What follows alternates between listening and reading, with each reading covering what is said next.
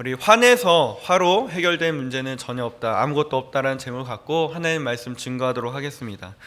우리 성경의 다혈질 인물로 한 명을 들자고 한다면 아마 모세가 될 것입니다. 우리 어린 시절부터 부모 곁을 떠나서 바로 왕의 딸이죠. 공주입니다. 공주의 품에서 자랐습니다. 왕의 딸이 키우니까 얼마나 잘 자라겠습니까? 세상에 못해줄 게 없겠죠. 딸이 키우다 보니까, 왕의 딸이 키우니까 정말 세상의 모든 것을 다 해주었습니다. 지금 우리 시대의 어린아이들에게 해주는 만큼 그보다 더 많이 해줬겠죠. 세상에 못할 것이 없는 모습이었다는 겁니다. 왕의 자녀로 살아가는 모습을 상상하면 될 것 같습니다. 자신이 원하면 뭐든지 할 수 있을 거라는 환경에서 시작하고 배웠는데, 우리 모세가 좀 큰 것 같습니다. 젊은 시절에 일어난 일, 오늘 본문에 나오니까 히브리 민족성을 가졌던 이 모세가 애굽 사람을 죽이는 이 사건이 벌어지게 되더라는 겁니다. 자신의 형제들을 때리는 것을 참지 못해서 사람을 죽이는 그런 큰 일을 감당하게 되었습니다. 처음부터 죽이고자 달려들었겠습니까? 처음부터 이 애굽 사람을 내가 죽여야겠다 맘먹고 달려들진 않았을 거라는 겁니다. 왕자의 신분이니까 잘 타일렀겠죠. 싸우지 말라고 이야기했는데 이 애굽 사람도 고집을 했나 봅니다. 한 고집 한 것 같은데, 왕자가 말림에도 불구하고 자신의 뜻으로 되지 않으니까, 이 왕자의 신분으로 되지 않으니까 모세가 화를 냈던 것 같습니다. 자신의 화를 참지 못하니까 사람을 죽이는 일까지 벌이게 되더라는 겁니다. 밤에 우리 젊은 시절의 장점이라는 건 무엇이겠습니까? 젊은이들의 장점, 우리 힘이 있겠죠. 다른 것 다 떠나서 모두가 갖고 있는 것, 혈기라는 겁니다. 혈기는 어떻습니까? 한계가 있죠. 자기의 힘으로 할 수 있는 것이 한계가 있지 않습니까? 우리 모세도 자기의 한계를 극복하지 못했습니다. 힘으로 해결할 수 있는 문제 아무것도 없었다는 것을 깨달았다는 것입니다. 우리 자신의 뜻대로 되지 않을 때, 우리 힘으로 되지 않으니까 사람을 죽이는 일이 우리 주변에서 번번이 일어나지 않습니까? 부모가 재산을 물려주지 않는다고 부모를 죽이는 사건도 나타나고요. 헤어지는 애인과 교제를 허락지 않는다고 애인의 부모를 죽이는 사건들, 우리 현실적으로 바라보고 있는 것들, 왜 그런 것 같습니까? 화를 참지 못해서 이런 일이 벌어지더라는 겁니다. 화를 왜 내게 되어 있습니까? 오늘의 말씀의 중심은 화에 있는데, 자신의 힘에서 자기가 힘이 세다고 해서 화를 내는 건 아니라는 겁니다. 무엇입니까? 자신의 뜻대로 되지 않는 환경에서 조금이나마 자신이 유리한 위치로 이 환경을 끌고 가기 위해서 내는 분노하는 정신적인 의지라고 표현할 수 있다는 겁니다. 재미있는 것은요, 화를 낸다고 환경은 바뀌지 않더라는 겁니다. 화내서 환경을 바꾸는 사람 보셨습니까? 화에 대한 절제를 배우게 된 계기가 있습니다. 이 화에 대해서 묵상하다 보니까 자꾸 제 모습을 돌아보게 됩니다. 바로 결혼하면서 그 절제의 모습을 깨닫게 되었는데요. 우리 다른 환경에서 자란 남녀가 만납니다. 그렇죠? 다른 인생의 삶을 살던 두 남녀가 만납니다. 연애할 때 보이지 않으시죠? 보이지 않으시니까 결혼하셨잖아요. 그렇죠? 그게 보였다면, 여자친구라든지 남자친구가 단점이 보였다면 결혼하지 않으셨을 거 아니에요. 그런데 언제 보이기 시작합니까? 함께 살 때 보이기 시작하시죠. 식구가 되었을 때, 같은 밥상에 앉아서 밥을 먹고 하루 종일 같이 있다 보니까 안 보이던 단점들이 계속 보이기 시작하더라는 겁니다. 그 모습을 보고 자꾸 어떻습니까? 살아가면서 상대방의 연약한 모습 보니까 싸우기 시작합니다. 싸우기 시작하니까 어떻습니까? 화를 내서라도 이 상대방을 고치려 하는 모습이 내 안에서 발견되게 되더라는 겁니다. 세상에서 화 안 내는 사람 어디 있습니까? 여기 모인 성도님들, 살면서 화를 한 번도 안 내보신 분 계십니까? 천사일 겁니다. 그분은. 우리 여기 온화한 모습으로 다 앉아 계시지만 화 한 번씩 다 내보셨죠. 저 역시 화 내본 적이 많습니다. 결혼 초기에 엄청 싸웠습니다. 집안 얘기 밖에 사는 거 아니라 그랬는데, 우리 어떻습니까? 우리 화내는 거 온화하게 앉아있지만요, 우리 모두에게는 죄라는 거, 죄의 속성을 갖고 있기 때문에 누구든지 화는 한 번쯤 낸다라는 것입니다. 우리가 화를 감추고 있을 뿐이지 예수님 믿지 않았더라면요, 세상 사람과 별반 다를 것이 없더라는 겁니다. 작은 일로, 소소한 일로 우리가 화낼 수 있더라는 겁니다. 우리 화를 다스리는 방법 결혼하면서 배웠는데요, 하나가 바로 나로부터 변화를 줄 때에 잘 참을 수 있게 되더라는 것입니다. 문제의 원인을 상대방으로 찾으면요, 그것은 화가 됩니다. 화로 이어지게 됩니다. 하지만 문제의 원인을 나로부터 시작하면요, 절대 화낼 수 없게 되더라는 겁니다. 한 가지 차이가 있습니다. 한 가지 차이인데, 너 때문이냐 나 때문이냐, 한 끗 차이죠. 이렇게 시작하면요, 화를 내는 사람인지 화를 참는 사람인지 알 수 있더라는 겁니다. 우리 부부가 만나서 너 때문에 내가 이 지경 됐다, 너 만나서 내가 이렇게 됐다, 한 번씩 그런 얘기 해보셨습니까? 이렇게 생각한다면 화가 치밀 것입니다. 왜? 내가 있었으면, 나 혼자 있었으면 그러지 않았을 텐데. 우리 자녀를 보면서도 이렇게 얘기하시죠. 넌 누구를 닮아서 이렇게 됐니? 넌 누구를 닮아서 이 모양이냐? 그렇게 말하면요, 부부싸움의 씨앗이 된다라는 겁니다. 부부싸움에 가장 많이 등장하는 단어 중에 하나가 무엇입니까? 왼수 같은. 왼수 같은 말을 많이 합니다. 이 부부가 서로 원수가 되면요, 같이 살 수 없겠죠. 원수랑 누가 같이 살 수 있겠냐는 겁니다. 그래서 부부간에 필요한 것이 무엇입니까? 하나님의 은혜가 절대적으로 필요하다는 것을 알게 되었다는 겁니다. 우리 하나님의 은혜 가운데 하나님의 은혜를 붙들고 싸우지 않고 화를 참으며 살 수 있다는 겁니다. 그 은혜가 무엇입니까? 바로 싸움의 원인, 화의 원인을 바로 나에게서부터 찾으면 된다는 것입니다. 우리가 상대를 볼 때 어떻습니까? 이 불쌍한 사람이 나를 만나서 이 모양이 됐구나라고 생각하시면 화낼 필요가 없잖아요. 그렇죠? 나 때문에 그런 거니까. 우리 나로부터 원인을 찾으면요, 싸움의 불씨를 꺼버릴 수가 있다는 겁니다. 내가 없어져서 이 사람이 행복해야겠다는 것이 아니라 나로 인하여금 이 사람이 불쌍하게 됐는데 다시 한번 나로 인하여금 이 사람이 행복해질 수 있게 만들어야겠구나, 이 마음을 품는 것, 이것이 하나님의 은혜라는 것입니다. 혹시나 부부싸움하고 새벽 예배 나오신 부부 계십니까? 혹시 원인을 나로부터 찾는다면 쉽게 풀릴 수 있더라는 겁니다. 잠언 15장 18절 말씀입니다. 분을 쉽게 내는 자는 다툼을 일으켜도 노하기를 더디하는 자는 시비를 그치게 하느니라. 옆에 계신 분이 원수입니까? 아니면 우리 정말 하나님의 은혜 가운데 주신 축복의 통로가 되십니까? 우리 옆에 계신 분, 부부가 아니시더라도 모든 분들이 축복의 통로로 쓰임받기를 간절히 기도드립니다. 부부관계는 그렇습니다. 그렇다면 부부간의 문제만 있습니까? 자녀들과의 문제도 있습니다. 아이들을 키우다 보면요, 가장 관심 있게 봤던 방송 중에 하나가 우리 아이가 달라졌어요입니다.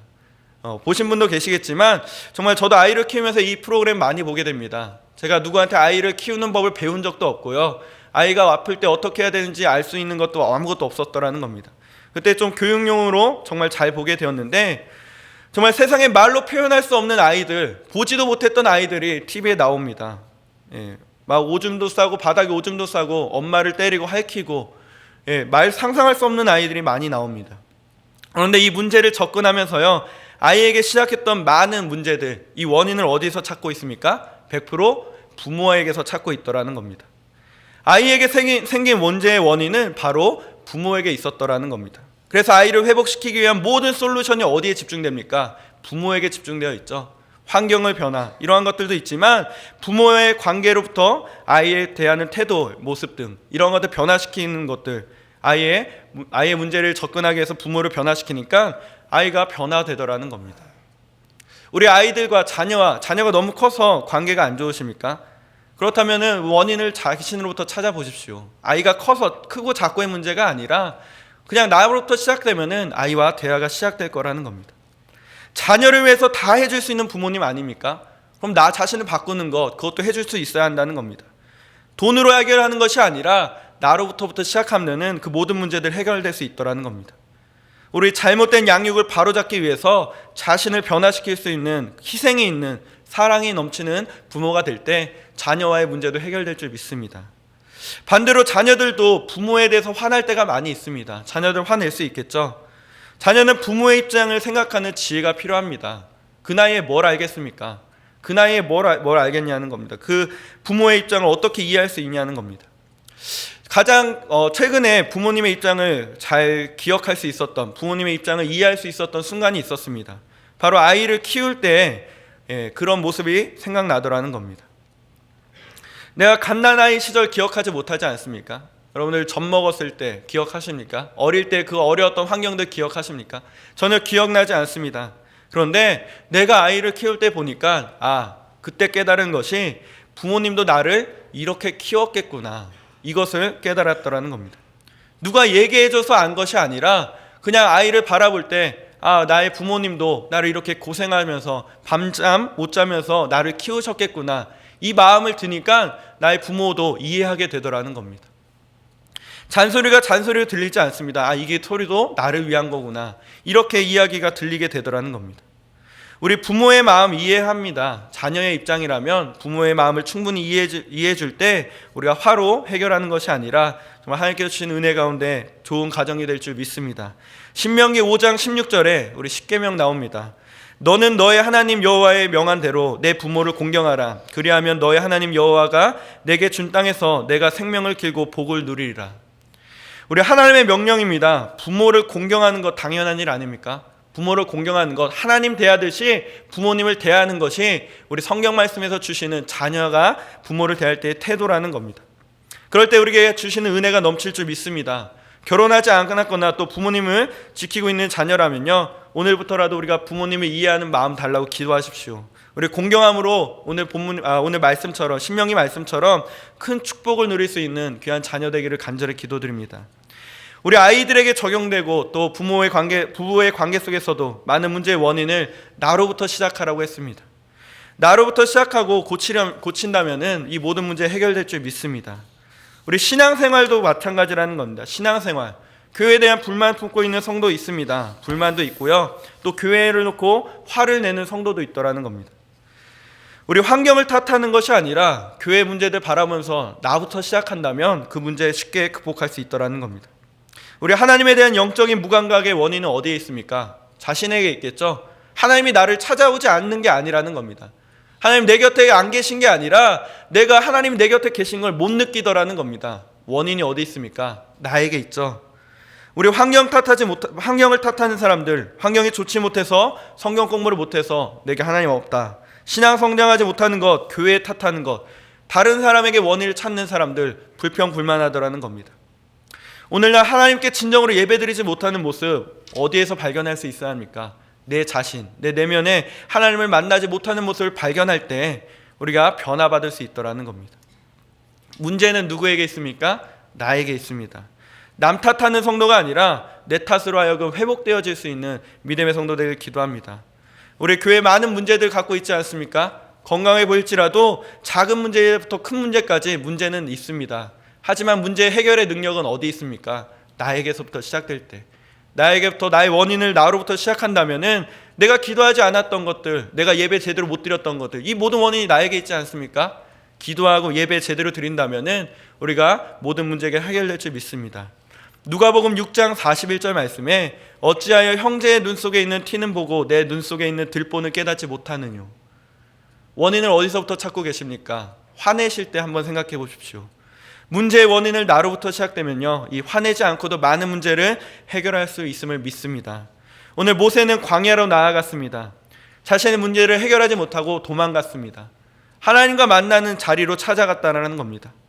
자신에게 찾아온 하나님을 만남으로 그 뒤에 이스라엘 백성을 출애굽시킬 수 있는 귀한 인물로 쓰임받았습니다. 우리 삶에 많은 문제들이 있지 않습니까? 부부간의 문제, 자녀들의 문제, 우리 신앙생활의 문제, 이 모든 문제가 찾아올 때 하나님을 만날 수 있는 광야의 자리로 나아가야 합니다. 하나님과 나 관계가 회복되어져야겠죠.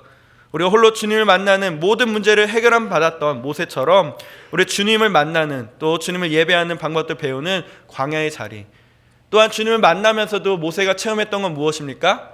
내 자신을 돌아보는, 나의 모습을 돌아보는, 발견할 수 있던 그런 귀한 시간이었더라는 겁니다. 오늘 신앙의 문제는 환경에서 찾아오는 게 아닙니다. 남 탓하는 것이 아니라는 겁니다.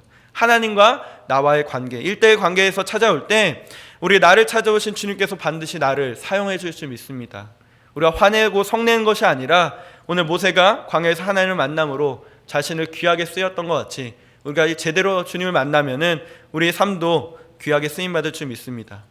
우리 죄의 모든 원인은 어디 있습니까? 우리가 죄를 지었던 모든 원인, 아담 때문이 아니라 아담에게 주신 원죄도 있겠지만 우리 바로 내 안에 있는 자범죄, 내가 짓는 죄 때문이라는 겁니다. 죄는 누가 대신 지어주지 않습니다. 내가 지은 죄 내가 해결해야 되잖아요, 그렇죠? 하지만 그 해결해 줄 문제, 죄의 문제를 내가 해결할 수 없기 때문에 우리가 예수님 붙드는 것입니다. 우리 예수님 십자가 붙들고 화로 해결하는 문제가 아니라 우리가 예수님 십자가로 붙들고 해결하는 모든 원인, 문제의 원인을 나로부터 찾는다면 우리가 그 답을 발견할 수 있게 될 줄 믿습니다. 말씀을 마치겠습니다. 오늘 문제를 해결해 주신 하나님, 나의 죄의 문제까지 해결해 주신 주님께서 나와 함께 해달라고 기도하시기 바랍니다. 화내서 우리가 풀 수 있는 문제는 아무것도 없습니다. 괜히 힘만 빠집니다. 우리 화낼 때 얼마나 많은 에너지가 나옵니까? 그렇죠? 정말 사람의 낼 수 없는 초인적인 힘이 화내는 순간에 나옵니다. 그렇다면 그 화낼 힘 갖고 그 에너지를 갖고 기도에 쏟으십시오. 그럼 그보다 더 큰 열매 맺는 믿음의 성도 될 줄 믿습니다. 이 시간 말씀을 마치고 함께 기도하겠습니다. 말씀을 기억하고 하나님, 우리 문제를 화로 풀어가는 것이 아니라 원인을 나에게서 찾고 정말 예수님께서 나를 구원해 주신, 나의 문제를 해결해 주신 것 같이 모든 문제의 해결함 달라고 우리 이 시간 기억하면서 함께 기도하도록 하겠습니다. 기도하시겠습니다.